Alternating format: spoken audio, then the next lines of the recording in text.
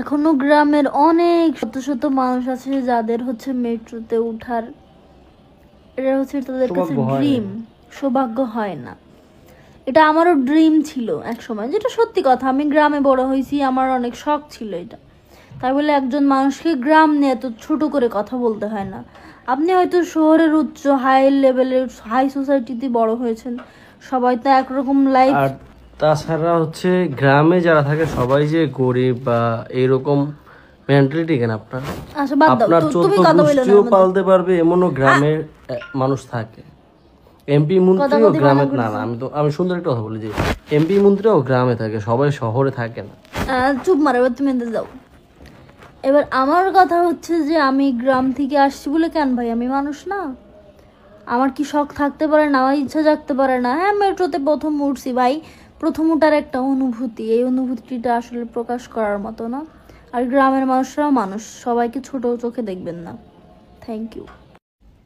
এক সুদর্শন হিজড়া কমেন্ট করেছে, গ্রামের চাচাতো বোন যখন প্রথম মেট্রোতে ওঠে। সেটা সত্যি কথা, আমি গ্রাম থেকে এসেছি, প্লাস গ্রামের মানুষ কি উঠতে পারে না? এটা এক নম্বর। দ্বিতীয়ত হচ্ছে মেট্রোতে আমি একটা কথা বলছি, আমার শুনে রাখো। আমি হচ্ছে মেট্রোতে আগে কখনো উঠি না, এটা আমার ইচ্ছা ছিল অনেক আগে থেকেই। এভাবে ঢাকাতে কখনো আসাও হয় না, এই জন্য উঠি নাই।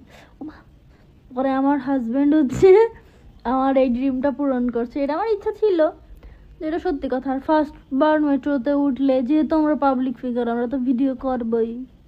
তোমার কি নাড়ে? আর আল্লাহ তোমার কতবার উড়াইছে যাই না, যদি উড়ে থাকে তো উড়াইছে, আর যদি না উড়াই আল্লাহ যেন আর তোমার যে না উড়ে অন্তে টুস করে উড়ে জায়গা।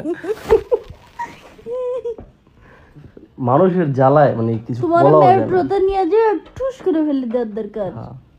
শহরের চাচাতো বোন আর ওপে হিজড়া ছাইয়া মানে ভাই তোরা কি পাগল না? তোমাদের মাথায় সমস্যা।